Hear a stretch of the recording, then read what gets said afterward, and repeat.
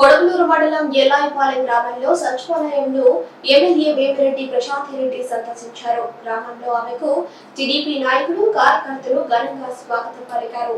అనంతరం సచివాలయం సందర్శించి సిబ్బందితో గ్రామ ప్రజా సమస్యలపై మాట్లాడారు. అనంతరం ప్రజల నుంచి సమస్యలపై అర్జీలను స్వీకరించారు. ఈ సందర్భంగా ఆమె మాట్లాడుతూ, నేను ఎమ్మెల్యేగా గెలవడానికి ఎల్లాయిపాలెం గ్రామ ప్రజల కృషి ఎనలేనిదని కొనియాడారు. గ్రామ ప్రజలంతా విజయోత్సవ ర్యాలీకి రావాలని ఆహ్వానించగా, విజయోత్సవ ర్యాలీ కన్నా ప్రజా సమస్యలు తీర్చడమే నా లక్ష్యమని తెలిపారు. ప్రజల సమస్యలను స్థానిక నాయకులు మరియు సచివాలయ సిబ్బంది సమన్వయంతో పరిష్కరించాలని సూచించారు. గత ప్రభుత్వం సమస్యలు పరిష్కరించలేదని, నేడు అన్ని సమస్యలను పరిష్కరించాలని సిబ్బందిని ఆదేశించారు.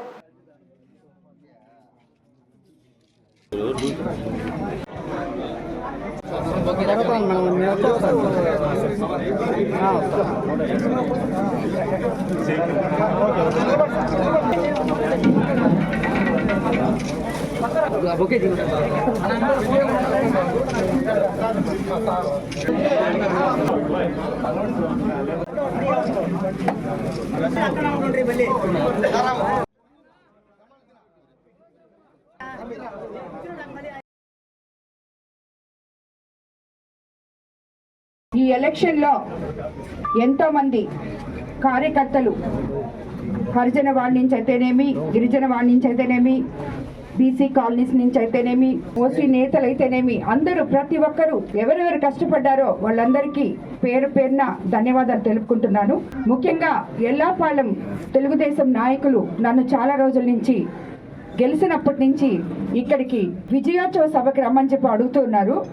మా ఊరికి రాండి మేడం, మా ఊరికి రాండి అని. కానీ విజయోత్సవ సభ కన్నా ప్రజల సమస్యలు తెలుసుకోవడం ముఖ్యమని ఈరోజు నేను ఈ ఎల్లాయిపాలెం గ్రామానికి సచివాలయానికి వచ్చి ఇక్కడ సచివాలయ సిబ్బందితో కొంచెం సేపు వాళ్ళతో ఇక్కడ ఉన్న సమస్యల మీద చర్చించి ప్రజలకి ఏం కావాలో అవన్నీ తప్పకుండా చూడాలి అని చెప్పి వాళ్ళని కోరడం జరిగింది.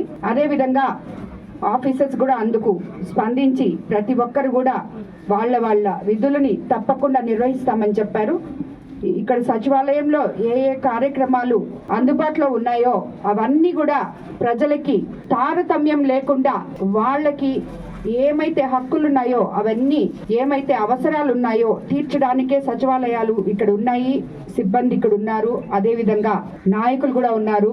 తెలియని వాళ్ళకి నాయకులు సహాయం చేసి వాళ్ళ సమస్యల్ని సచివాలయం దాకా వాళ్ళని తీసుకొచ్చి ఇక్కడ వాళ్ళ సమస్యలు తీర్చే విధంగా చేయాలని చెప్పి కోరడం జరిగింది. అందుకు నాయకులు కానీ ఇక్కడున్న ఆఫీసర్స్ కానీ అందరూ స్పందించడం జరిగింది.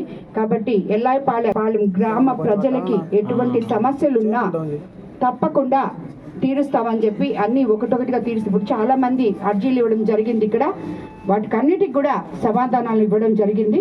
తప్పకుండా వాళ్ళ పనులన్నీ చేస్తామని చెప్పి అందరినీ కోరుకుంటున్నాను. అదేవిధంగా ఇక్కడున్న ఆఫీసర్లకు కూడా నేను అదే చెప్తున్నాను, ఎవరిని కూడా ఇక్కడికి వచ్చిన వాళ్ళకి సార్ కొంచెం దయచేసి వాళ్ళ సమస్యలు ఏంటో తెలుసుకొని, ఎందుకంటే వాళ్ళందరూ